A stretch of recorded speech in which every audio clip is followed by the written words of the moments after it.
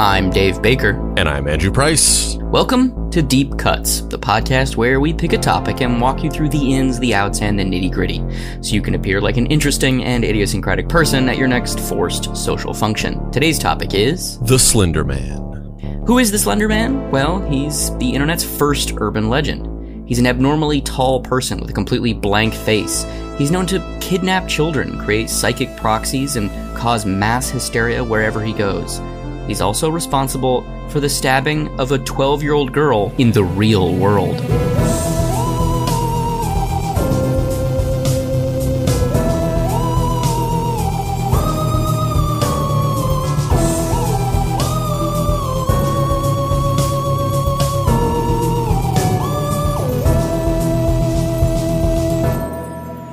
Act 1.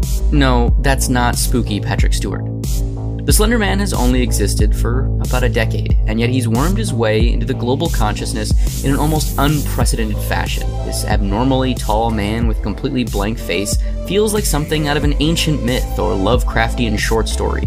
However, the story of the Slender Man comes from a decidedly modern place, the internet. This mysterious and otherworldly character is a direct outgrowth of the creepypasta internet subculture. For those unfamiliar, creepypasta is a colloquialism that combines the terms creepy stories and copypasta. A copypasta is a means of meme generation and storytelling that involves large masses of people copy and pasting the same block of narrative text into emails and forum posts. During the days of the burgeoning internet ubiquity, these small stories would go viral, being consumed by millions upon millions of people. Perhaps you've received them. Usually little 3 or 4 sentence horror short stories that have a creepy twist or an eerie ending. Andrew, when all of this stuff first started, like in the early 2000s, were you a person sending or receiving copypasta bullshit? Definitely not sending. I definitely didn't do that. I definitely got a lot of stuff. I received a lot, whether it was copy pastas or just, weird chain emails or whatever. Just, I got a lot of stuff. But I'm not the type of person that does that kind of thing. In fact, it's funny. It's kind of a running joke, or not a running joke, but it's just a kind of a humorous thing. 'Cause I work in social media, and for the purposes of this story, to just be a little braggadocious, I'm very good at using social media and understanding how social media works and utilizing strategies of social media to, get people to behave in ways on social media that are necessary. But previous to working in social media, I had zero interest in social media or like being social on the internet. Like my internet consumption was like lone wolf. Like I'm just like deep diving into these weird websites, like deep K-holes, reading up about random stuff, researching things, learning about things. I never shared it with anybody. I was not like somebody who's like, oh, I'm going to go onto this forum and like share this thing. Like I trolled forums to read stuff. And sometimes I was in forums where I posted my own work, like music and stuff like that and videos, but yeah, I never did anything like that. What about you? You Sharon, son of a bitch. I know which one you were. No, I was not involved in that, and I was too nerdy, like that. It's almost kind of like the copypasta thing, and like the internet horror side of things was like, there was a specific subgroup of nerds that I was not a part of.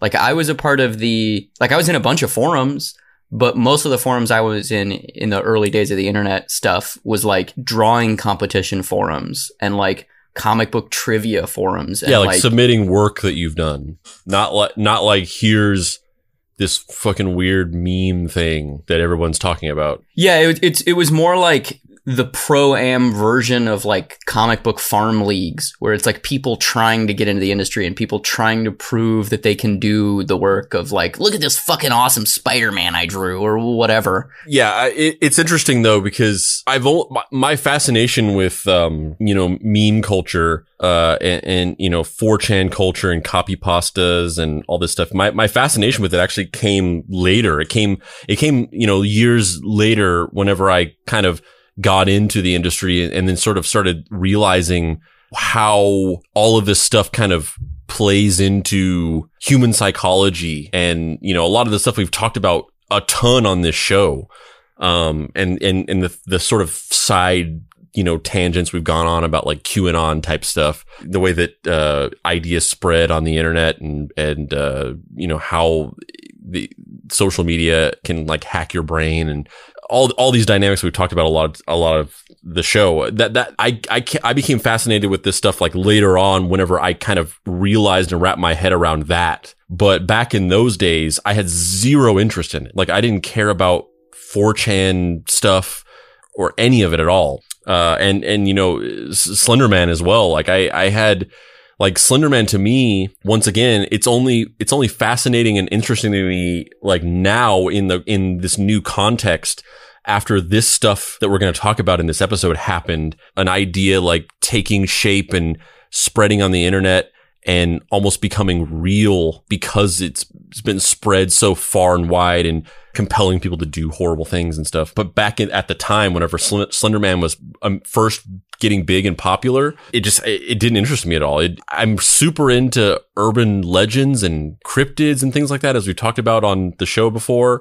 But the reason why those things are so interesting is because like there's an element of like, maybe they're real, or like, even if you don't think they're real, like where did the story come from? And it's been so obscured in so many layers of years that it has this mystique to it where you can never really parse reality from fiction. And then there's real stories. There's like genuine horror stories. And Slender Man just feels like it's somewhere in the middle, where it's blatantly not real. Like, where it came from. It's not real. That all these things that we're going to talk about in this episode. And it's also not really a story. It's just kind of like an idea that people talk about, where they're like, ooh, the Slender Man. And I just had no interest in that. So one of the original creepypastas that gained widespread attention was Ted the Caver, which is a horror story that involved a man and his friends exploring a cave. The story was told in a series of blog posts. As the blog continued, the stories got weirder and weirder, drawing the reader in and asking them to reconcile bizarre facts or study horrifying photos for clues about the narrative. Eventually, creepypastas became so popular that they developed their own forums and websites. R No Sleep on Reddit became the unofficial home of these types of scary stories. But these user-generated narratives couldn't be contained to just R No Sleep. They spilled out onto other internet forums to feed the seemingly insatiable appetite for horror content. Virtually overnight, creepypasta became its own internet subculture, which brings us to the strangely simple origin of the Slender Man. Most memes and pieces of internet culture don't have a single definitive creation point.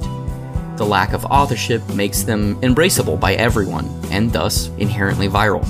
They just feel like things that have been there, never truly willed into existence by one or multiple creators. However, we can trace the origin of Slender Man to a post on a website called Something Awful. The post was created on June 10th, 2009 by the user Eric Knudsen, posting under his username Victor Surge. Knudsen entered a Photoshop contest on the forum to see who could create the most horrifying image. He created 2 images of a tall man with a blank face. Under the first image, he wrote, "We didn't want to go, we didn't want to kill them, but his persistent silence and outstretched arms horrified and comforted us at the same time. 1983, photographer unknown, presumed dead." Under the second photograph, he wrote, "One of 2 recovered photographs from the Sterling City Library blaze, notable for being taken the day 14 children vanished, and for what is referred to as the Slender Man. Deformities cited as film defects by officials.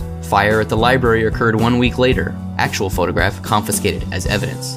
1986, photographer Mary Thomas." missing since June 13th, 1986. From here, the Slender Man took off, garnering a cult following virtually overnight. Legions of people became obsessed with his image and backstory. Have you seen the photos in question? Yeah, I think I had just, kind of gotten interested in like what it was back when it started to become popular. And I kind of looked into it and sort of traced it back to the origins, that it was, what this says. It was based on some Photoshop contest, which that's the interesting part to me. The idea that it could start off as just this isolated, because that's how everything is. That's how we've talked about this before, but so many beliefs are predicated on somebody coming up with some kind of lie or some kind of artifice for a specific reason, and sort of never really meaning for it to go any further than that. And then it like somehow jumps lanes. Way back in an old episode, I talked about how a lot of these sort of ad campaigns from the 1950s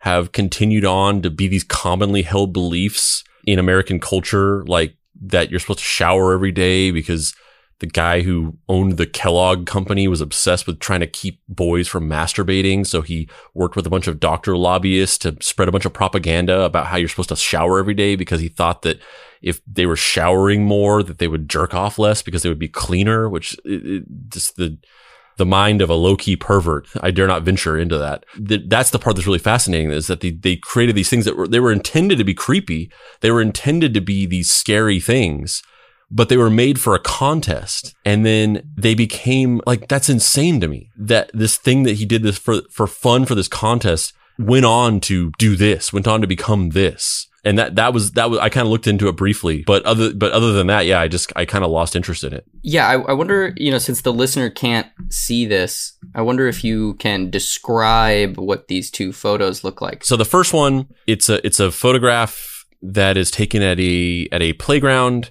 The photograph is in black and white, and I forget what year it's supposed to have taken place in, or what they say the time period is. 83, but it doesn't look like a picture from the 80s. And like, they're just the fashion of the kids and just the quality of the camera. It doesn't look like it's from the 80s at all. It's a little girl that's climbing up a slide on the right hand foreground, and she's like looking at the camera and smiling, like it's supposed to be like a parent taking a picture of their kid. And then in the background, off in the distance, there's a bunch of kids that are just basically in silhouette. Like, you can't see their faces. You just see like little kids, and they're gathered around like a dark figure, and they're all being obscured by the shadow of a tree. And the dark figure is just a silhouette. You can just kind of see that he's like a tall person with like a rounded head, that, like a bald head or something, some kind of monster head or something. And then he's got like the beginnings of like some kind of dark tentacles that are coming out from behind his back. And the kids are just kind of like standing around him, looking up at him and transfixed or hypnotized or in awe or something. It is a very creepy image, but it also doesn't make a whole lot of sense if the parent was standing there taking a picture. I feel like they would see that. It's not like a subtle thing where you're like, oh no, I can't believe I missed this. If this was really happening, this parent would be standing here taking a picture, and there would be a giant monster 10 feet away kidnapping children. And then the other one, or is this even the other one? My understanding is the first one is the one where there's a girl like frowning in the foreground, looking at camera, and he's in the back. The second one is the one where she's on the one that you just said of the... Oh, so that's the second one. Okay, so the first one, I guess, is this other one where it's just like a bunch of like more kind of tween-aged kids. Those other kids were like little tiny kids. These are like kids that are like 14, 15, and they're just like walking... They're just walking in like the sand or maybe it's dirt. It's another black and white image. And it also, once again, does not look like it takes place in the 80s. There's somebody in the foreground that's kind of like frowning at the camera. And then there's a bunch of kids in the background that seem like they're just kind of like stumbling away from something in a daze. And then in the far background, there's like a silhouette of like a Slender Man type thing. This image isn't as scary as the other one. No. And it also looks more fake, ironically, because he doesn't... The way he's photoshopped into the environment isn't as convincing, and he's not... It's just like a dude standing there, kind of... It's obvious that he's implanted into an environment that previously existed. But yeah, basically, this is the building block that spawned the Slender Man, is this Photoshop contest. This guy comes up with this just kind of atmospheric origin of like, there's this creature called the Slender Man, and he kidnaps children. And that's kind of it for this initial spark that everybody initially latches onto. It's like QAnon Jr. Oh, God, so depressing because it's so true.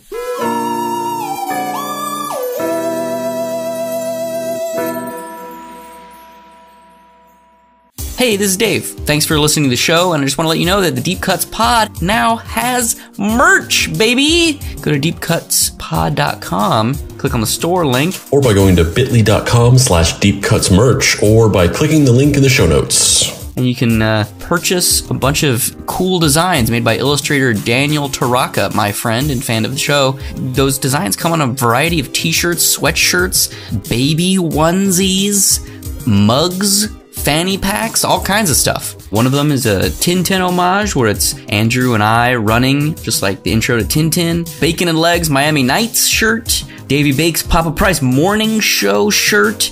And a shirt that just says, "This shirt is kayfabe." So if you want to pick up some Deep Cuts merch, now's the time to do so.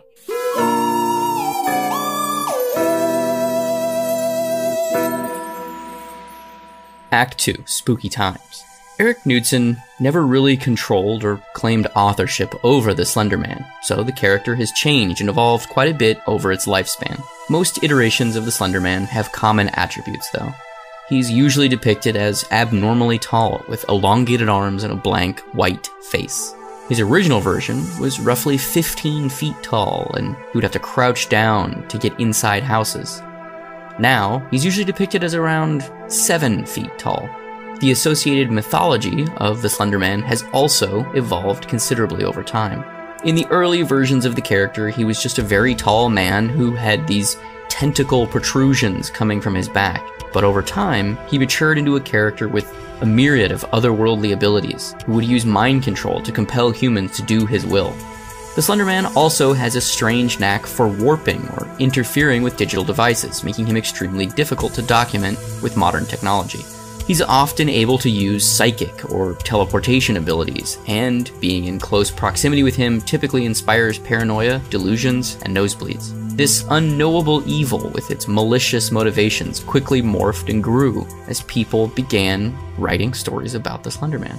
In his early incarnations, he was commonly depicted stalking and traumatizing children. Newer versions have expanded on these appetites. Within a year, the Slender Man had become such a viral success that he had received his first adaptation. In a 2009 YouTube web series, would-be filmmakers Troy Wagner, Joseph DeLarge, and Tim Sutton began telling an eerie and disjointed augmented reality story focused on what they claimed were real-life encounters with the unknown. Like Ted the Caver before it, this Slender Man adaptation, titled Marble Hornets, was a web series that purported to be a real-life documentary with footage captured by the friends and showcasing appearances of the Slender Man. The web series chronicled weird happenings that the group of friends experienced. What perhaps gave them more credibility was the fact that the entire project was funded only with $500. Many believed that the footage and convincing effects the team created could not have been produced on such a low budget with such inexpensive cameras. In order to really sell the idea that they were experiencing these otherworldly phenomena, the group would upload at random times, and the videos would have little or nothing to do with the core story more often than not. Marble Hornets developed quite a cult following, and has since been compared to Lonely Girl 15, a series of fictitious web blogs that took the internet by storm in the early 2000s, as one of the most important early artistic works produced specifically for the internet. In all, Marble Hornets was comprised of 92 videos that encompassed the main story. There were also 39 entries on an accompanying channel to the arc that had side narratives and additional content. In total, the channel's videos have gotten more than 100 million views. Andrew, what are your thoughts on Marble Hornets? Did you watch it when it was happening? Was it interesting to you? I watched it. I fell off after a while because, once again, I'll just say it didn't really interest me that much. Like, I'd like to sit here and say, like, yeah, I loved Marble Hornets. Like, I was like a huge fan of it or whatever. But I followed it for several weeks because, you know, they would upload videos like intermittently. Like, it would be kind of weekly, but they would also just upload random stuff sometimes with no rhyme or reason. And sometimes it would be like literally just a 20-second video of a camera like sitting on a ledge, like just shooting nothing. And then sometimes it would be like a 1-minute video where you'd see some creepy thing, a ghost or whatever, or not a ghost, but you'd see like a figure in the background or whatever. And it just vary. And then sometimes it'd be a longer thing with like dialogue and people. Cause I think the conceit of Marble Hornets is that it's footage from behind the scenes of a movie that these people are making. Yeah, I just didn't really care for it. I didn't get into it. Yeah, I was so into it. I loved it. I loved it. But I also loved the idea of it more than the actual thing. Like I kind of had a similar arc, except I really was into it at first.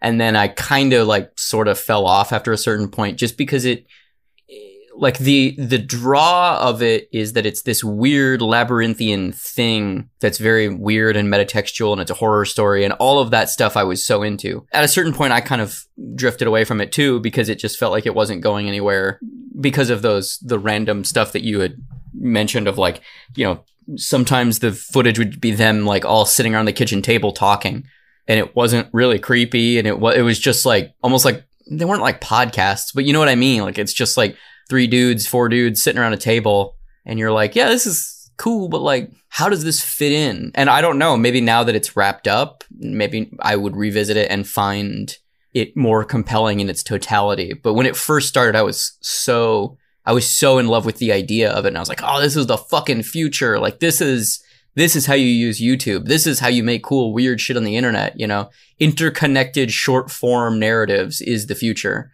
And then it just felt like nobody had, like, they had the germ of an idea, but didn't have the resources to really orchestrate that. And then nobody else saw the ambition in the idea, so nobody else even really tried. Like, there's been other versions of stuff that's kind of like that, but I haven't really found anything that was as successful as that feeling of when Marble Hornets first started. I was really excited about it. And then it just kind of fizzled out for me personally. Like, I thought the first couple times they put those, like, you know, like a camera pointing at a wall for 20 seconds, I was like, oh, this is so funny. Like, this is genius. But then when they did that like 7 times, it's like, all right, I get the joke, but like, is it building to something, or is it just that same joke over and over again? In 2015, a Marble Hornets spin-off / feature film adaptation was released titled Always Watching, a Marble Hornets Story.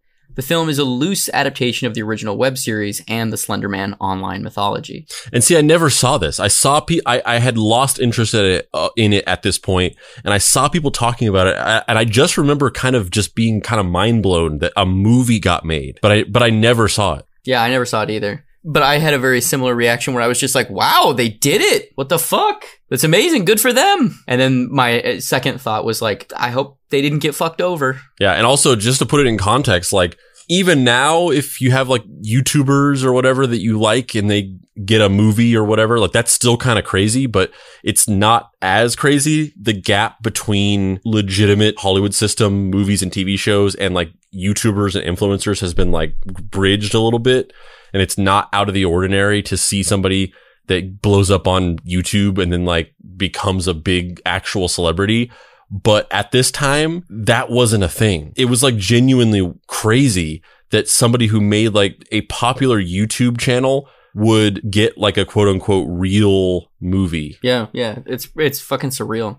Around that same time, another Slender Man web series, Everyman Hybrid, was also released initially in 2010, and it concluded in 2019. It consisted of 84 videos and 6 hidden videos. Additionally, a third web series titled Tribe 12 also contributed to the Slender Man mythology. And I guess the reason why I just wanted to touch on those 4 components of the Marble Hornets feature film, the original Marble Hornets thing, and To the Ark, coupled with Everyman Hybrid and Tribe 12, it's these 4 kind of groups or narratives that all kind of are telling the same story from different points of view, all with the same basic building blocks.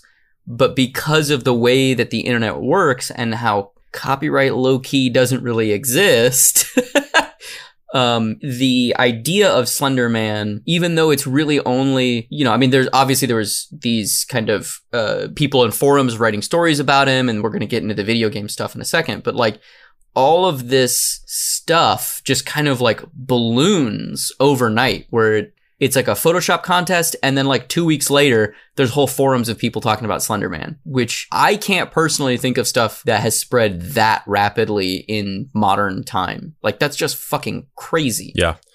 it was kind of like on the forefront of that becoming a thing. There wasn't really anything like that before it. And there kind of isn't anything like that now because, and I want to talk about this more later on when we get to like into the Act 3 stuff. The internet and culture is just so big and fractured that something like this doesn't seem like it could really happen again. Yeah, because everybody's off in their own little silos. So it was really just this one moment in the fucking universe where all the conditions were perfect for this thing to happen. Yeah, completely. And all of this success, you know, the short stories, the forum posts, these web series, even the movie, they kind of are leading towards a critical mass moment for Slender Man, which actually kind of took a little bit of an unconventional road in that you would think it would be one of these movies or web series that really put him on the map.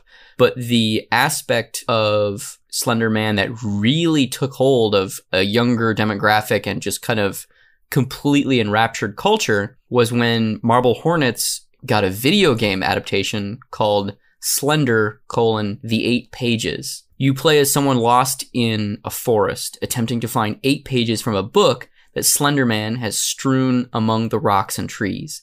The game developed a significant cult following, with fans of Slender Man propelling the game and the character to new heights. Within the game, though, Slender Man is only referred to as, in air quotes, the operator, which is, it's fascinating that it took that, like, cause I actually saw stuff from the video game before I knew what he was, before any of this stuff. Maybe that's not true. My memory is that I saw the video game first, but I don't think that makes sense with the timeline because I was aware of him probably prior to the game. I don't know. I'm pretty sure that Marble Hornets was like well going before the game ever came out. I just have this memory of seeing somebody playing the game and being like, you just wander around the fucking woods? Yeah, but it's really scary. Kids loved it. And it is kind of creepy to watch. I mean, I watched a few. I mean, it's funny because I'm getting memories now. It's kind of like coming back to me that I remember that I kept like trying to like Slender Man. I kind of like forgot about that element of it. But now I'm kind of bringing up this game. I'm now remembering that every time like a new Slender Man thing happened, I kept like trying to get into it because I guess I just always thought like it felt like a thing that I should like. I feel like this is something that I would be into because it's like weird and creepy and it's kind of Lovecraftian. So I remember, you know, watching Marble Hornets and whatever other stuff. And then specifically this game, trying to play this game.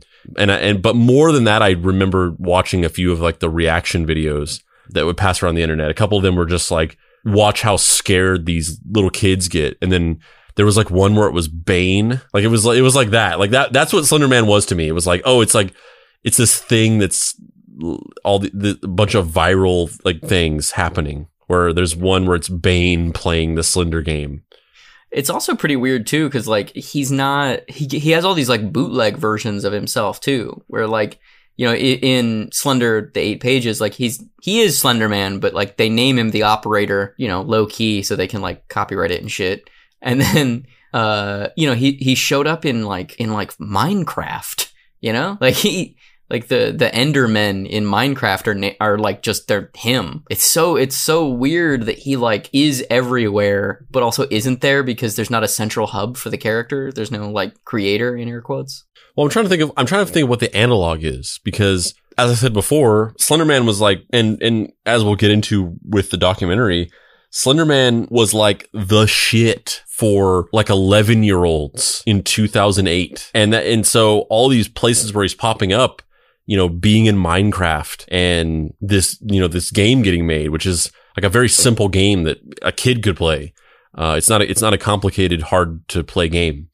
It's all kind of dictated by the fact that this character was sort of latched onto by little kids. And we'll talk about this more, you know, later, but you know, the culture around Slender Man was a lot of little kids like making weird, creepy YouTube videos where they staged that they were getting attacked by him and stuff like that.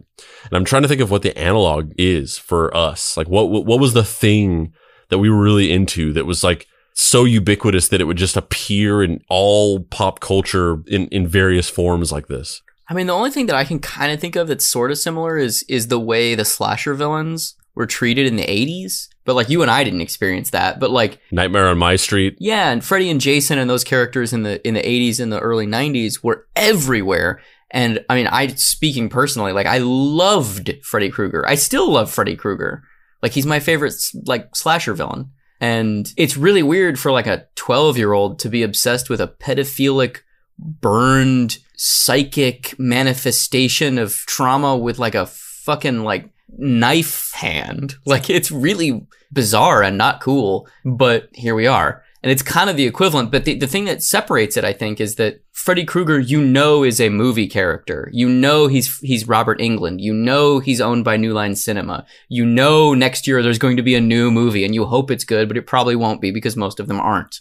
And like with Slender Man, it's this weird thing where he's kind of everywhere, and you see him all the time, and like there's all these urban legends that he's real, and you're like, maybe he is real. I want him to be real. Like I wanted Freddy Krueger to be real as a kid. I wanted to fucking hang out with Freddy Krueger and kill people as a kid. You know what I mean? Like I wanted to be in those movies. Dave, no. I mean, come on. Anybody who watches those slasher movies and is like, I identify with the human characters. It's like, no. Everybody lives out their frustrations through these slasher villains. And, whether that's appropriate or says something about me as a person or, whatever, like, come on, man, it is what it is. Like, we're all culturally having a catharsis of the everyday grievances of being a person where you're like, fuck you, Johnny Depp, and your good looking face. Get sucked into that bed, you piece of shit. Fuck you. Like, it's fun to see those people die. And of course you want Freddy to lose in the end. Like, he's a piece of shit, but also he's fun. He says the things that you want to say in real life. It's a wish fulfillment, right? And I think that there's a component of that. You were just a little kid who was wanting to go around being like, I'm gonna fucking kill you, bitch. Yeah, dude. I was a little kid that was just like, welcome to prime time, bitch. My little brother wanted to be Michael Myers. He watched those movies way too young. He definitely should not have watched them that young. And he like wanted to, it was scary. He was like, I want to murder people. And my other brother, one night we watched Scream on video in the living room, and he got so scared that he couldn't go to the bathroom and he pooped his pants.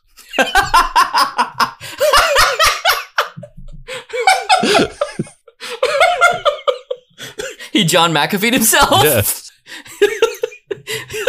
And then he grew up to be a juggalo.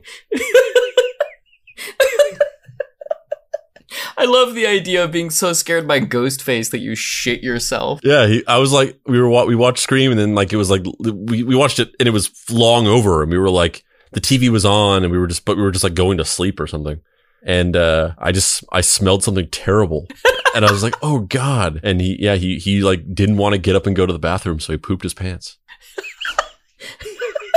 I shouldn't be laughing so much.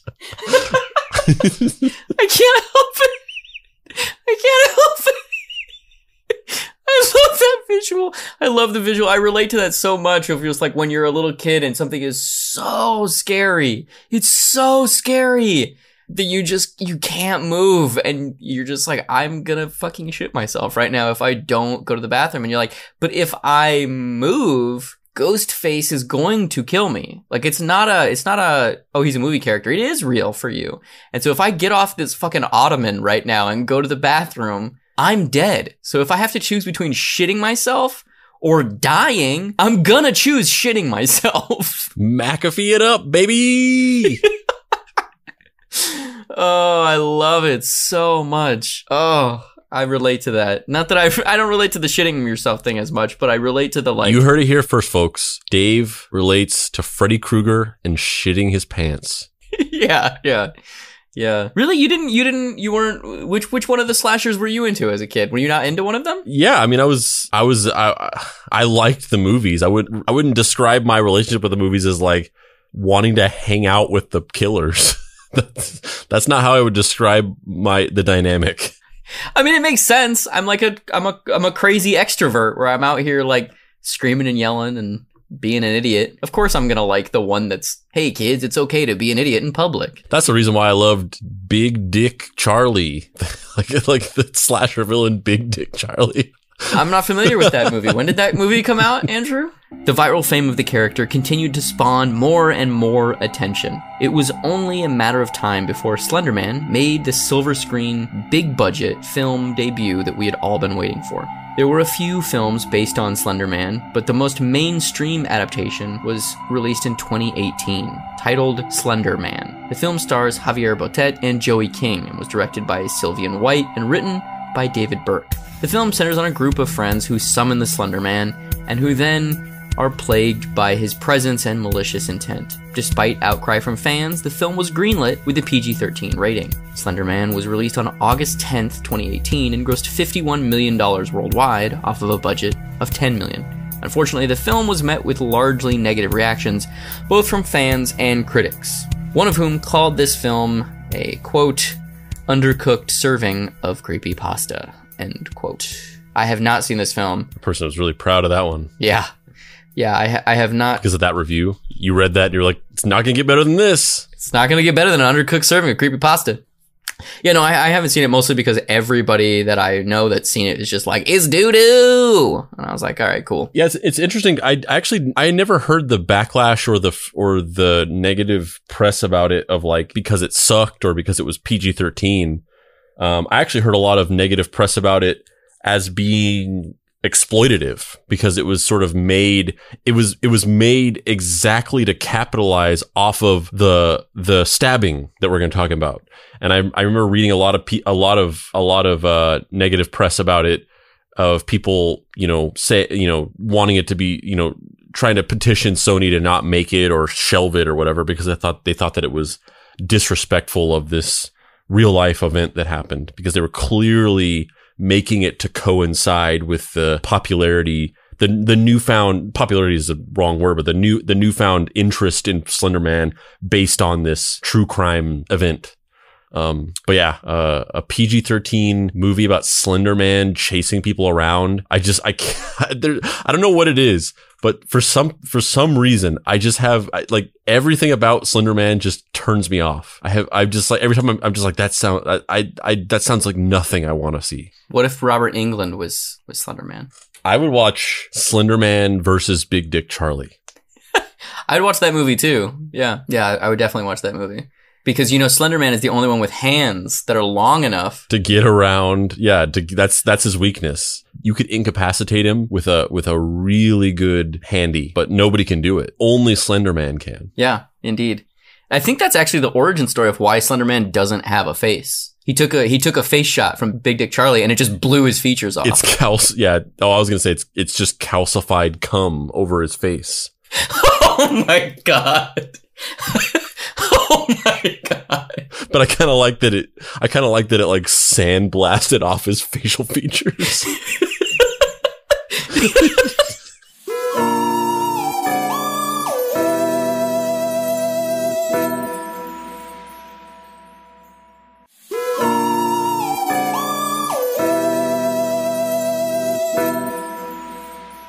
Act 3. Beware the Slender Man. The most terrifying episode involving the Slender Man happened 4 years before the ill-reviewed Slender Man movie came out, and it happened in real life. The legend of Slender Man's popularity and internet ubiquity reached an all-time high when an attempted murder was carried out in his name by two tween girls. On October 31st, 2014, in Waukesha, Wisconsin, two 12-year-old girls stabbed their mutual friend 19 times. Why would they do that? What would drive two literal children to perform such a heinous act? They did it for a simple reason. They believed that the Slender Man was completely real and they wanted to curry favor with him. They had an undiluted desire to become proxies of the Slender Man. The palest man, the blackest suit, bigger than the tallest brute. Fear the man, the Slender Man, for he can do what no one can. Came upon a 12-year-old female. She appears to be stabbed. She appears to be what? Stabbed. Wire and Geyser are accused of stabbing the friend and leaving her for dead. Police say the suspects were inspired by a character on a website. Slender Man, a faceless ghoul. We never thought she could possibly believe that it was real. Anisha told me we had to. She said that he'd kill our families. Who's he? A man. He can be anywhere from 6 feet to 14 feet tall. He doesn't have a face. His skin is white. She needed to prove that Slender Man existed and would be able to do that by killing somebody. We forget how much it sucks to be a kid. They don't know how to differentiate between fantasy and reality. People are captivated by Slender Man. That's what I call power. To believe in the boogeyman isn't that hard, and they believed it was real. She lifts up her jacket, shows me the handle of a knife. What were you thinking? Dear God, this is really happening.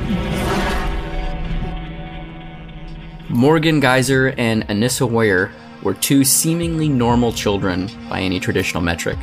However, unbeknownst to their friends and family, they had become radicalized by tales of the Slender Man. They had become completely enamored with him and were convinced that he was, in fact, a real entity.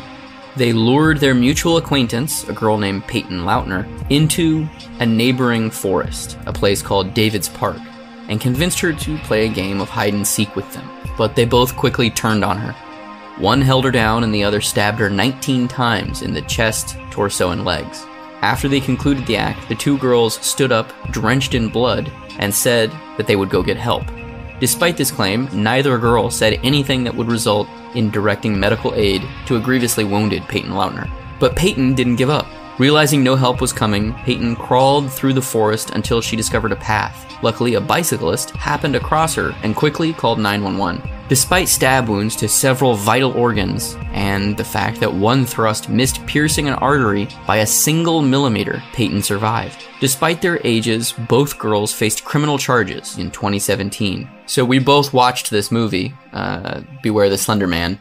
What was your level of familiarity with this story prior to us? I mean, I know we've both talked about our history with actual Slender Man stuff, but specifically, this true crime story related to Slender Man. Were you aware of it prior to watching this documentary? Yeah, for sure. I never watched the documentary at all when it came out, but I was very aware of the story because at the time I was the editor-in-chief for a viral news site, and we did a lot of true crime stuff. Any of the big news stories or even weird little Atlas Obscura type stories in that time frame of 2013 to 2017. So we definitely followed that story with all the different updates that it had, and I was sort of abreast of it at all points.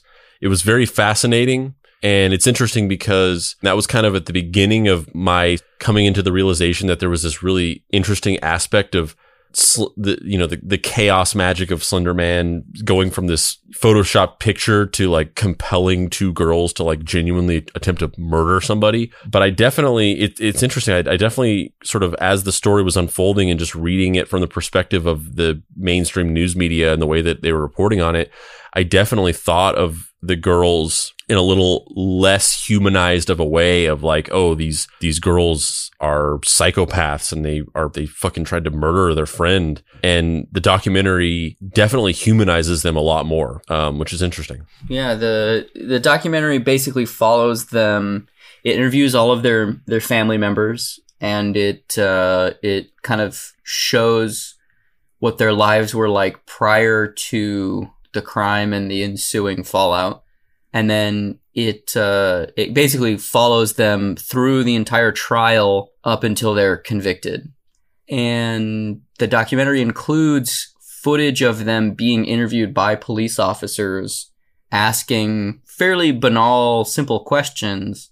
And the girls, in this kind of bizarrely open way, confessing to the crimes. In that was what was most striking to me. I mean, through the whole thing, I was just extremely disturbed by the little girls. It was really, really hard to watch them, because there's the two girls. One of them is kind of the one that maybe has some schizophrenic leanings and is somebody who's, in air quotes, a loner, and in the social connotations that come along with that, And the other little girl just seemed like somebody who kind of was just oh, okay, sure, we're just playing a game, and then maybe got sucked into the game too much. Does that make sense? Well, I mean, the dynamic of it is really interesting because, so basically there's these two little girls, and one of them is named Morgan Geyser, and the other one is named Anissa Wire. Basically, Morgan was friends with this other girl,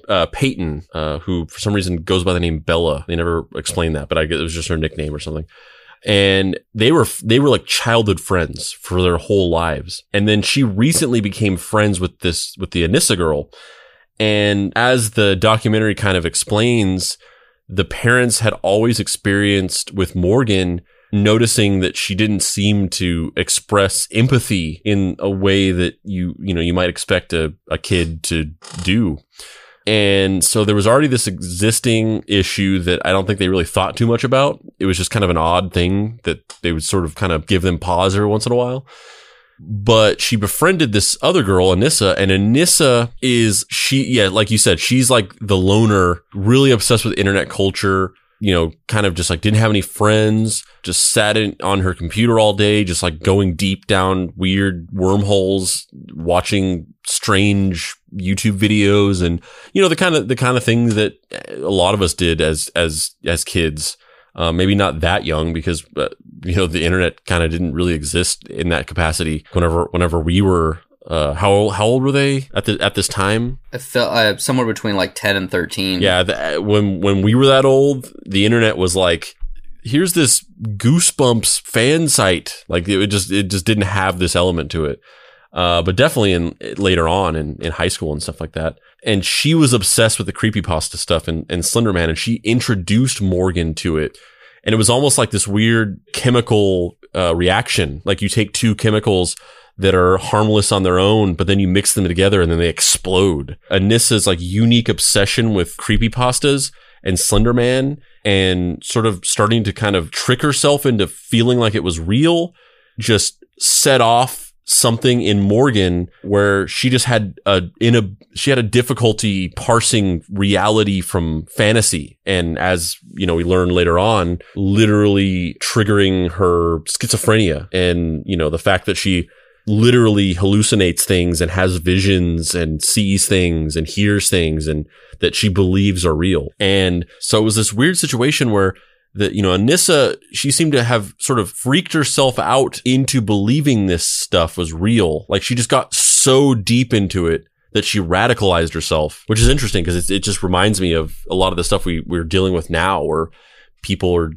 getting radicalized by social media into believing these fucking insane stories about how like politicians are satanic demon worshipers that are eating babies or whatever. Like it's literally no different. It's exactly the same. And it's really interesting to see, you watch this and you're like, this is what's happening. It's easier to examine when it's a kid because they're, as you said before, they're just like way more forthcoming about the truth about things. It's almost like getting to look at the psychology of a radicalized conspiracy theorist bisected, where you can actually like study the details of it, because it's a kid who's just like saying, they have no filter. But she had sort of like radicalized herself into believing this stuff. But then Morgan, because of her sort of early onset schizophrenia, was willing to like take it to the next level and manifest it into reality. And so it's interesting. It's interesting because it's not like when you see these types of things when it's adults or older teenagers and stuff like that, where they start blaming each other and coming up with stories about how they were the victim and the other person did everything and all this stuff. They're very open and honest, and it's this weird kind of like two-handed situation where it wasn't one person like really coercing the other one. They really kind of worked together on it, where Anissa was like, she had become convinced that they had to kill this girl or else Slender Man was going to kill them. And Morgan allowed that to convince her that it was going to happen. And it was almost like passing the baton, where it's like, okay, like I think this is real, but I'm a little bit more grounded in reality. But now I'm going to like radicalize this person who literally can't tell the difference between fiction and reality. And they'll just take it off into a whole new level. And they're like, let's fucking murder her. I got the knife. Like, let's go do it. And then in that weird way that when you're a kid, sometimes you can be coerced into doing things that you don't want to do, but you just kind of, something that as an adult, you'd be like, no fucking way am I doing that. Or just no thanks and walking away. As a kid, you're almost like, you feel like you have to. When somebody says something, you're like, I guess I have to do that. you just you can't conceive of saying no to something. So as Morgan is going more and more in the direction of like, we're going to really do this, Anissa's like kind of going along with it because she's like, I guess it's like a feedback loop where they're both over and over again, like ratcheting up the belief and convincing each other that this is real more and more. And if they hadn't been together, that wouldn't have happened.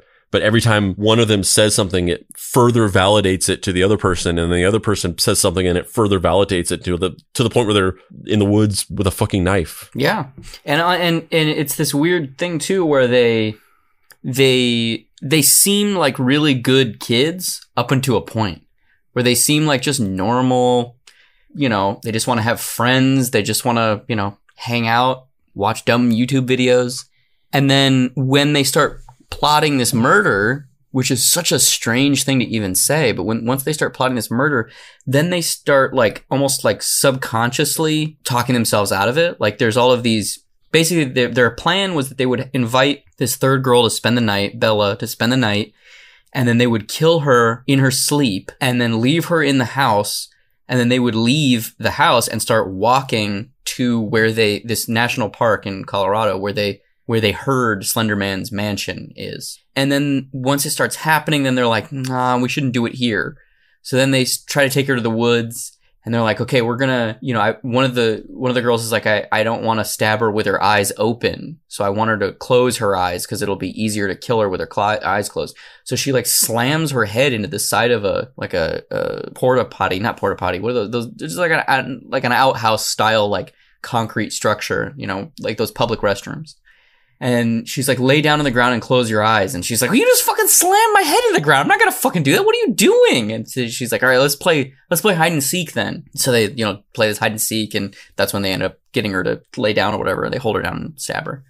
And it's this weird thing of like, you can tell that there's something inside of them that's like trying to not do it, while the natural momentum of their friendship has set them on this course to carrying out this really awful thing.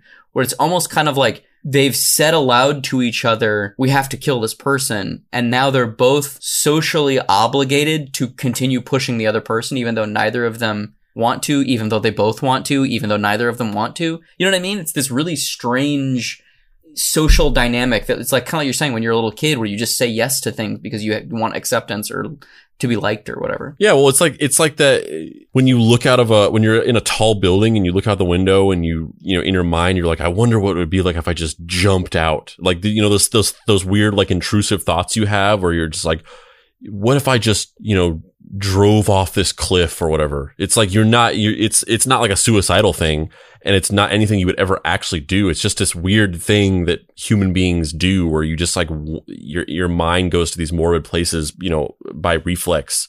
It's like that thing in Inception, like if I told you not to think of an elephant, you know, what are you thinking of? An elephant or whatever.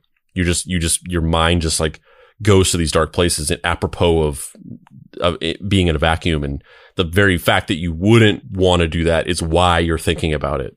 And it's like that. That's what they were doing. But then they shared it with each other out loud. And so these thoughts that every person has of like, I wonder what would it be like if I just fucking murdered somebody or whatever, that, you know, they're completely harmless. They're not like secret psychopathic thoughts. They're not indicative of anything. Yeah, Andrew, it's not a psychopathic thought to love Freddy Krueger and have wish fulfillment about murdering annoying people in your life. Exactly. I built up to this. This whole thing, this is my tapestry. They shared that information out loud with each other, and it brought it into existence. And then, as you just said, then at that point, it just became this like social ping pong where these thoughts had been manifested in reality. They've externalized these thoughts, and then that sort of made them real enough to where they thought that they wanted to do it. And then every time they sort of had second thoughts, there was like a bunch of variables in the way to prevent them from backpedaling, where it's like, oh, I can't go back on this now because then she'll think that I'm a coward. Or if I say I don't want to do this now, like she'll think that, you know, I'm not committed to Slender Man. And it just pushed them all the way. And I kind of want to talk a little bit about the documentary and how maybe it had a little bit of like a editorialized bias to it. But all that aside, it appeared to me very clearly from watching the documentary and also reading, you know, actual news reporting about the story, that neither of them wanted to do this at all. It wasn't like a thing where like one of them was secretly like sadistic and like loved this and was like a fucking sociopath that just wanted to kill somebody. Neither of them wanted to do this. And it's so crazy because it's like, it was like the highest stakes version of two kids playing pretend, of when two kids like boast back and forth to each other and just keep making up more and more outlandish lies about something that they've done or whatever. Like I remember when I was a kid, I just have this distinct memory when I was really young, like I think kindergarten, because I was homeschooled. So I went to kindergarten, and then after that I was homeschooled. So it must have been kindergarten because it was a public school. And I remember just being with a kid, and we were going around telling kids that we had seen rated R movies, which we had not seen. And it was like, we were like bragging. We're like, yeah, I saw this movie that's rated R. And it was like that. And it was literally like that, except for instead of just like bragging about some dumb lie, they were like convincing each other that they wanted to murder somebody. Yeah, I think that there's something too where there's something to you're looking for a connection when you're that age outside of your familial unit, and you want it so badly that you're willing to do just about anything. And that's kind of what this is. These two people wanted that connection bad enough to murder somebody. Like they wanted that connection so bad that they were like, this is our thing now. We're like an army of two, and we are in service of this higher calling, this like bizarre dark religion formed in the bowels of the internet that we are the proselytes for. Come on, Morgan, you could have just invented a fucking program for illegally sharing music for free.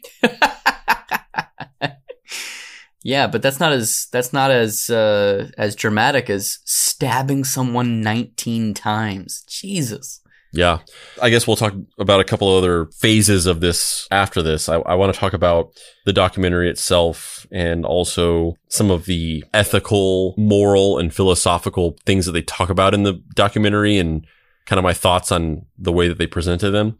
But just still talking about the girls, watching the footage of them being interrogated side by side was really interesting because they both do not seem like average kids. I mean, to a certain degree they are, but also just hearing them just having a conversation post having attempted to murder somebody, they don't sound like average kids, but in very different ways. Anissa, she sounds like an internet nerd. Like she sounds like the way she talks and the ways that she communicates and the things that she says. Like she reminds me of kids that I went to high school with who were like really into salad fingers and weird internet bullshit. And she also comes off as like weirdly precocious and kind of like older than her actual age. Like she sounds like older. She's like as a 11-year-old or whatever she was, she sounds like she's in high school just in terms of the way that she talks about things, which I guess maybe is probably because her vocabulary is informed by the fact that she just lives on the internet and she just consumes all this content, created by older people.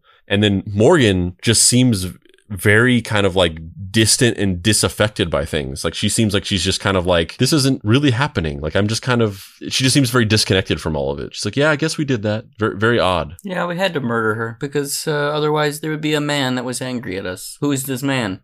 He was a man. Yeah. And then their stories like line up. Like I said, they didn't tell stories that like painted the other one as more at fault or whatever. Their stories just exactly lined up. Yeah. What are your thoughts on the documentary as a whole? Like I said before, it humanized them much more. I mean, incredibly more. First of all, I feel like the doc, and I don't know how you felt about this because, you have a little bit different of an experience, but that documentary was way darker than I was expecting it to be. It hit me in a much darker way than I expected it to. Like I thought I was going to watch it and be like, oh, this is just like some crazy true crime shit. But the fact that it was about these little kids and this sort of horrific event that they could never come back from, and the destruction of innocence and stuff, it really got me. It shook me to watch it. I was talking to my wife and I was just like, we got to watch the kids and look for signs of weird stuff like this. Like if something like this is going on, we got to like catch it early and we gotta put them into therapy or something. Like we can't let something like this happen. Like I got really freaked out about it because that's like my worst fear. Aside from watching this documentary, my worst fear is that I'm gonna like completely fuck up as a parent and turn my son into a serial killer or something. That's like my worst fear. The movie really humanizes them and their reasons why they did what they did, and it really kind of makes you root for them to not be tried as adults and be given some kind of sentence that involves more of a mental health path rather than an incarceration path. Cause you're just like, man, like, yeah, this little girl just had like undiagnosed schizophrenia. Like it's horrific what she did, but it's kind of not fair. It's not fair that because nobody in her life noticed that this was going on and, you know, was able to like get her help in time, or if that was even possible, just because this happened to happen to her, like this sequence of events happened to transpire to trigger this in her in this way, that she just has to like, her whole life has to be ruined because of that. It's a really difficult thing to parse, because on one hand you're like, yeah, it just doesn't seem fair, but then on the other hand you're like, but she tried to fucking murder this kid. Like, especially like, what if she had murdered her? Like that, like, would that still apply? Would you still be as sympathetic towards her if she had literally murdered her? It's really hard to parse how you feel about it. But the one thing I'll say, which I kind of didn't realize until like towards the end, and I'd be curious to hear your thoughts on it, or if you have any insight onto like maybe why they chose to do this, but the movie, you know, really goes into like humanizing them and trying to get you to be, you know, sympathetic towards their plight. And it shows, it's all these interviews with the parents talking about their upbringing and all this stuff, and all this footage with them, and doctors sort of explaining the psychological issues behind what they did and stuff. And the movie never once shows any footage of interviews with the girl or the parents of the girl, the Peyton. You never see the other perspective of it. So the movie is like completely biased in that it only serves to humanize them and gives you no alternate perspective on the situation at all. You don't get to ever hear what the other parents thought about this, or what they're going through, or any of that stuff, or what the daughter's going through, or how she feels about it. And so naturally, in a vacuum of having none of that perspective presented, you're just going to side with them because they're the protagonists of the film and no other perspective is presented. Yeah, the thing that was so striking to me was the stuff about from the parents, specifically the father of Morgan. Yeah, Morgan. Was he the one? No, was he the one that was like really paranoid about his other kid getting an iPad for school? No, that was the father of Anissa. Oh, okay, yeah. So for the father of Anissa, like that guy seemed very fractured as a person, and like, I don't know, I felt a lot of empathy for him, because he seemed like somebody who was just like, I wasn't there, but I also was there all the time. Like, I don't know what more I could have done. And that tension of like knowing that you missed the thing, like whatever that train leaving the station was, you weren't strong enough or aware enough, or you didn't see any of the signals, or maybe there weren't any signals, or the Monday morning quarterbacking of those life-altering decisions just seemed like a living hell. Yeah, but also the thing that kind of struck me about that thread of the story, and the movie doesn't really go out of its way. There's no like thesis of the movie. There's no like the moral of the story is this is bad or whatever. That doesn't really have that. It definitely has a bias towards like getting you to sympathize with the girls, but there's no message. But in that thread of the story, the thing that's talked about a lot is him sort of grappling with, he essentially blames, not that he totally shirks responsibility. He doesn't say like, this wasn't my fault or whatever. He definitely does feel like it's his fault. He does feel guilt for it. But he's also, you know, a lot of what that storyline is talking about is him just basically saying like, this is caused by her having an iPad, and like that this whole thing happened because she was on her iPad and looking at all this stuff, and sort of like, you know, to a certain degree scapegoating the internet and saying like, this happened because my kid was on the internet. And then, you know, later on they show like a part where he's grappling with the fact that his other son also has an iPad, which he's like required to have for school or something. And he's like apprehensive about it. He doesn't like it, and he wishes he didn't have it, but the school like needs them to have it for the education programs that they have or whatever. And I just thought that was, he came off to me as such a, like, he almost didn't seem real. He seemed like a fake concerned parent from a movie or something like that, where he's like, these kids with their iPads. It's like, I couldn't even pretend to put myself in his shoes and act like I would have done everything right and that I would have done it better or whatever. Or if that was my daughter, she wouldn't have done this or whatever. I'm not saying that whatsoever, because anything could happen. There's so many different variables for how people turn out the way that they turn out, and things that are completely out of your control as a parent that can affect your kid in a way that something could happen and, you know, you couldn't have prevented it. But just in terms of after the fact, with him sort of grappling with this, to me, it's not, the issue is not as complicated as he's making it out to be. It's not like it's not like a pass fail of like, does my kid have an iPad or doesn't my kid have an iPad? It has nothing to do with the iPad. It has nothing to do with the internet. Don't let your kid use it in that way. Like if they're required to use it for school, there are parental locks. You can turn off, you can have it where it's like, you can't go on certain sites or the internet turns off at a certain time. Like the concept of going on the internet is not inherently evil, but an 11-year-old kid or a 10-year-old kid probably shouldn't have unmitigated access to the internet in the privacy of their room with no supervision whatsoever. That's the whole issue with the way that people get exposed to things all the time, is because of algorithms and the way that they suggest content. And, you know, your kid will, you know, you give your kid a tablet or whatever, and they go off in another room with YouTube. And at first they start off watching, you know, like a video of like a sing along from Frozen. And then after an hour, then they're watching weird adults cosplaying as Frozen characters and like peeing on each other and just weird bullshit. And they should definitely not be seeing that. But you shouldn't let your kid go off into a room, close the door, and have unmitigated access to the fucking general internet. Like, that's insane. Yeah, I think boundaries are good, but I also think that, you know, regardless of those boundaries, kids are wily. They're gonna find ways around those things, right? And I don't know. I don't know that it read as black and white to me. When I watched the documentary, it felt like somebody who had attempted to be a present parent, and either they fucked up or the situation just got the fuck away from them and somebody got really fucking hurt, and a scorched earth approach to that, or an instinct to have a scorched earth approach to it.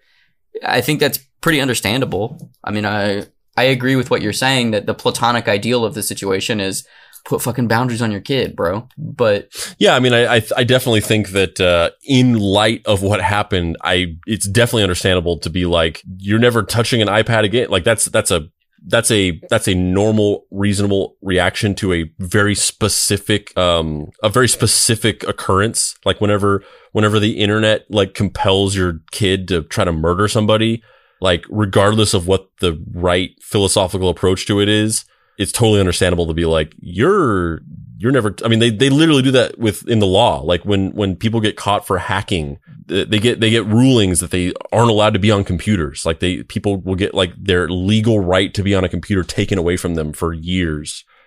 And if they get caught on a computer, it's like violating parole and they get like arrested. I sort of was a little wary of the general. It felt like it was like so close to being like a satanic panic type situation where it was trying to say that like the internet was evil and it was turning our kids into murderers or whatever. When in reality, like you said, you can't just force a kid to not figure out how to expose themselves to things. And it also probably isn't the right thing to just completely shut them off, whether or not they could figure out a way around it or not.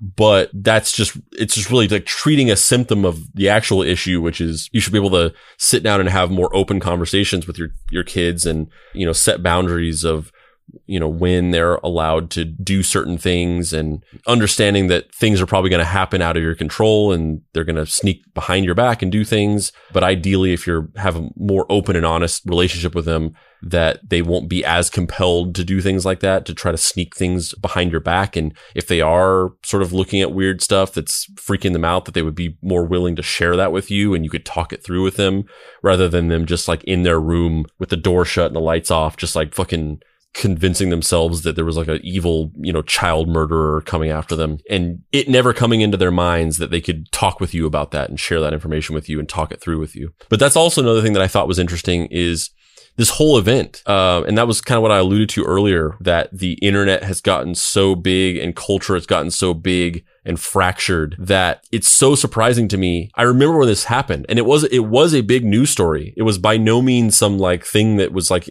that flew under the radar. It was a huge news story. And watching the documentary, I kind of was struck with the fact that I'm so surprised. If this had happened whenever we were kids, it would have started a cultural backlash of like coalitions of moms against Slender Man, or like, parents marching in the streets, talking about how the internet was evil and that it should be shut down. And there would be news stories, around the clock being like Slender Man is Satan's new tool and it's manipulating our children into becoming murderers. And it's so surprising to me that nothing like that happened. There was no cultural backlash to this. There was a news story and it was very big. And I never remember hearing anybody being like, oh, our kids are being corrupted by, memes or whatever like that. It's so crazy to me that nothing like that happened. And it's just indicative to me of the fact that everything about culture now is just so big and fractured that like something like that can't happen. Like those things just can't happen because there's so much going on that there's no longer enough bandwidth for everybody to rally around one large narrative unless it's like really big. Like it has to be like fucking monumentally big. Like things like this just end up kind of being blips, but it takes something like QAnon or like any of these things. Like it has to be like a fucking banger in order to like take root in everybody's conscious. Yeah. It has to be a bunch of neo-fascists storming the Capitol attempting to overturn the election. Yeah, but that's insane that it has to go that big in order to like reach everybody anymore. Like it's like this weird like escalation of stakes. Because back in our days, back when we were kids, it was literally just like, this board game is gonna fucking kill everybody. Like that was the stakes. There just isn't a singular monoculture anymore in the same way that there was. JJ the Fourth, amongst many other things, loves Scooby-Doo. And, you go into Spotify and you search for Scooby-Doo. And so you play a song and it's like the theme song from like, he likes a bunch of the different theme songs from all the various shows. So like there's the original Scooby-Doo, Where Are You theme song, the one from the Scooby-Doo movies, What's New Scooby-Doo, like all these different ones. So you play one, and whenever it stops playing, it'll autoplay to a related song. So you play the Scooby-Doo theme song, and then it'll end, and then it'll autoplay, and it'll probably play like the What's New Scooby-Doo theme song, or maybe it'll play some weird like pop punk cover of the Scooby-Doo Where Are You theme. But eventually, there's been some times where he just has the phone and he's listening to the Scooby-Doo songs and it's just auto playing to other related things. And sometimes it's like, it just plays like the DuckTales theme song or something tangentially related.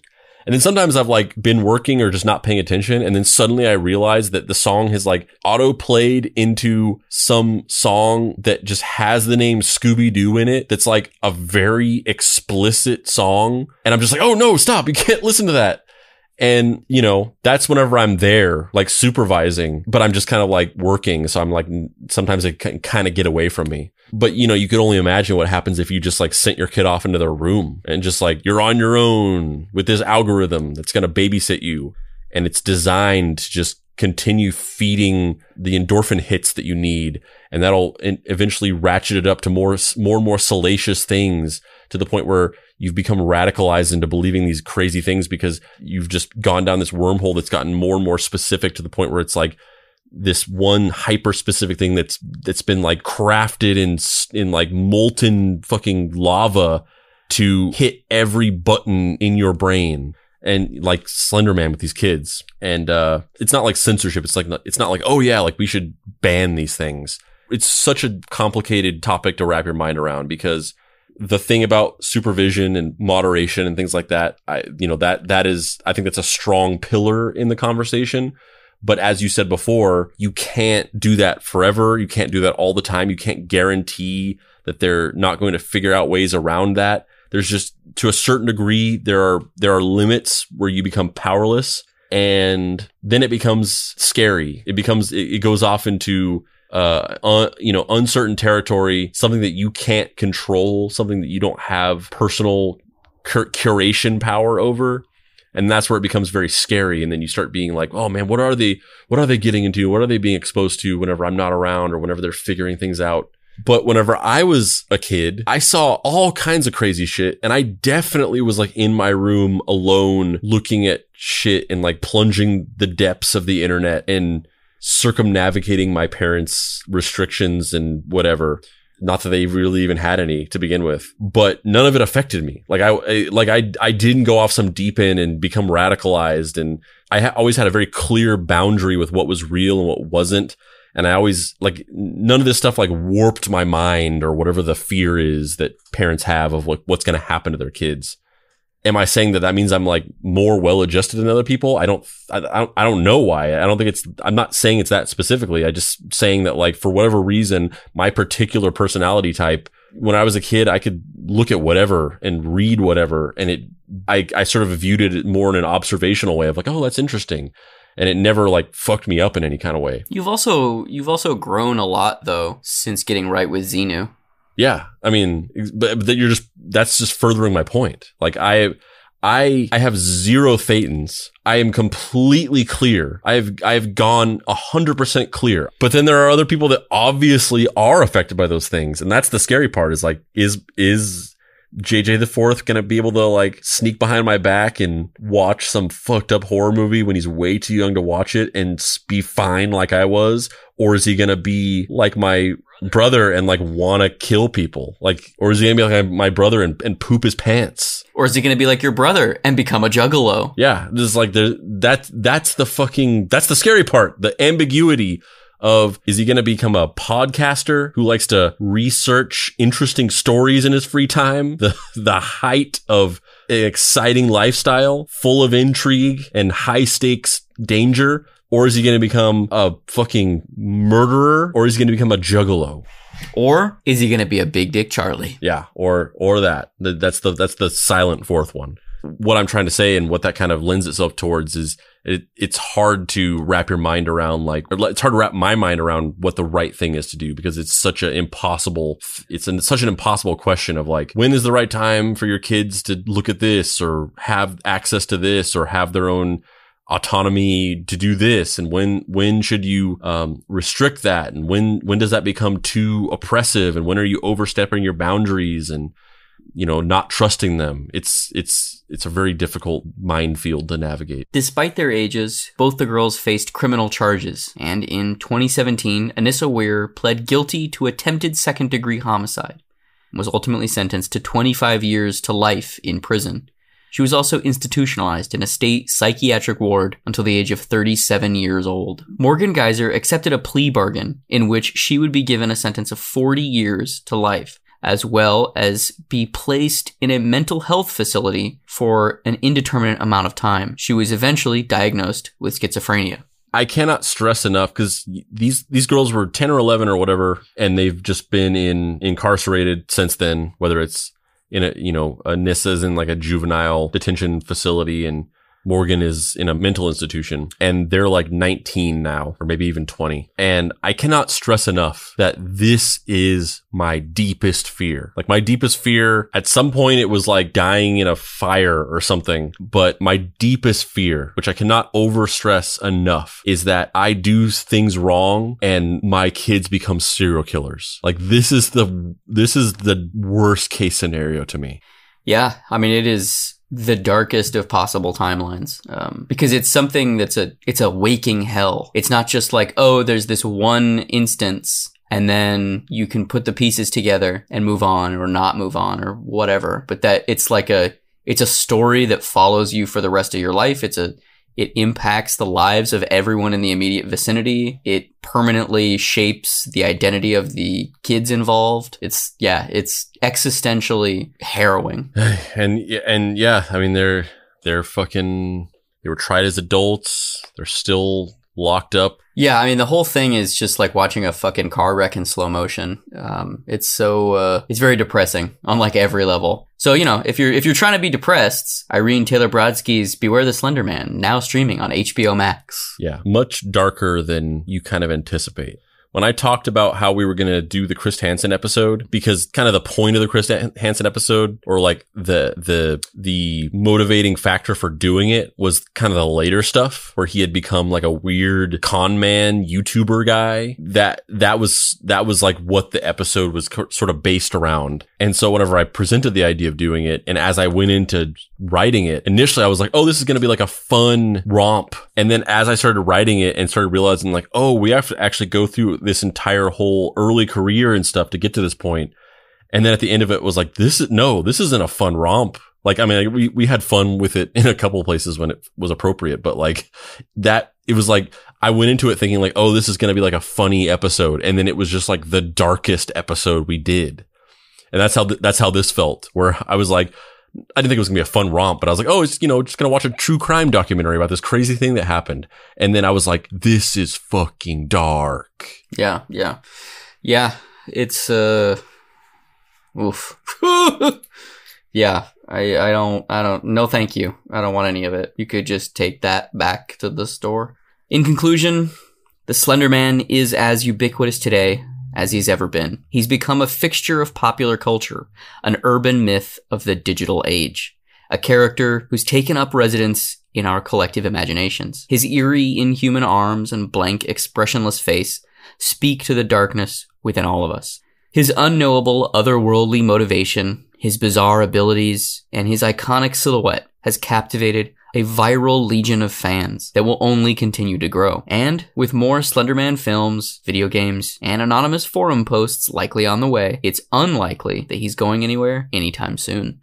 Yeah, I mean, we touched on it a little bit throughout the episode, and we've definitely touched on it in previous episodes, but the really fascinating thing, aside from the darkness of the documentary and kind of how real it gets, the really interesting thing is just the idea that something can go from like a Photoshop contest where somebody's like, I'm just trying to make a really creepy image, to like a religion for 11-year-olds that causes somebody to try to murder their friend.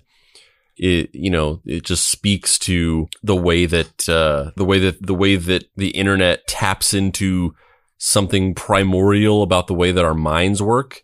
That, in regular life, it's how people can convince large groups of people to believe in something that that they want them to believe. And human beings manipulate that vulnerability all the time. And sometimes it's bad and sometimes it's innocuous and it's just fine. It's like, when you're trying to convince somebody that your thing is the best product of all the products that are available.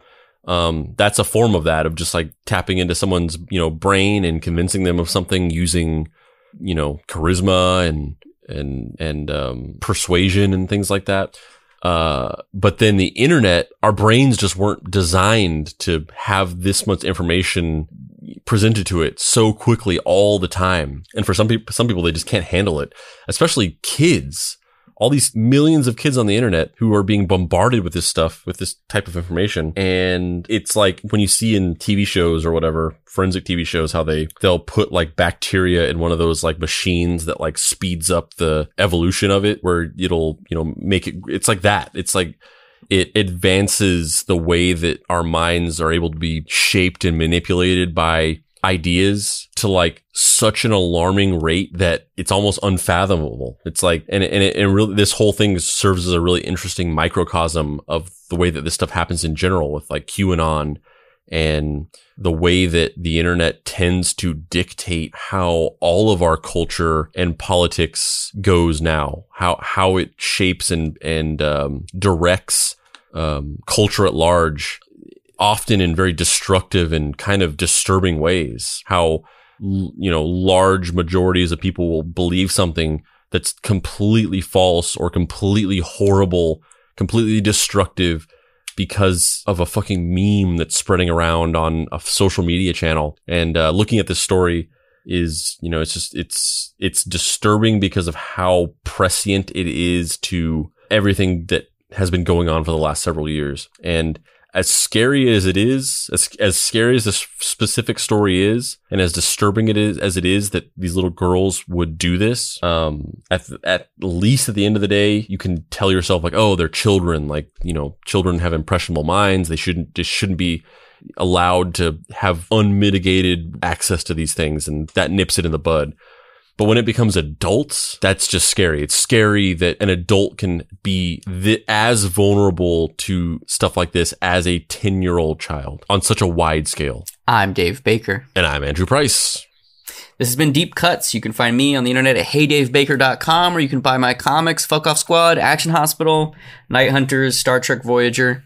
Or you can read my new book that's going to be published in June by Dark Horse, Everyone is Tulip, at everyoneistulip.com. You can read it right now. Whole first issue is up there, and 3 pages get uploaded a week. Andrew, where can people find you on the internet? You can find me stalking through the shadows in your local playground with my neatly tailored suit, clutching my 7'2" frame as I walk amongst the children and beckon them towards me like a modern day Pied Piper as the tentacles slowly emerge from my back and reach out to claim their next fallen ones. And you can also find me at dapricewrites.com, where you can get my book, Deadbolt AI Private Eye. You can also get the Mystery Treehouse Investigation Agency patches so that you too can be a junior sleuth of the Mystery Treehouse. You can get those at my store at dapricewrites.com. You can get them at Dave's store at his website. You can also get them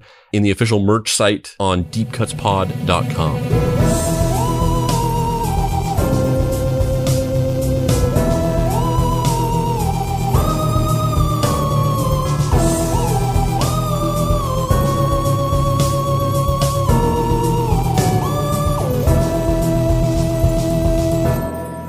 Deep Cuts is a production by Boy Genius Media. If you'd like to find this show and others like it, please visit boygeniusmedia.com or deepcutspod.com. If you want to join in on post-episode discussions, please join the Deep Cuts Podcast Facebook group. Finally, subscribe to our YouTube channel for additional video content.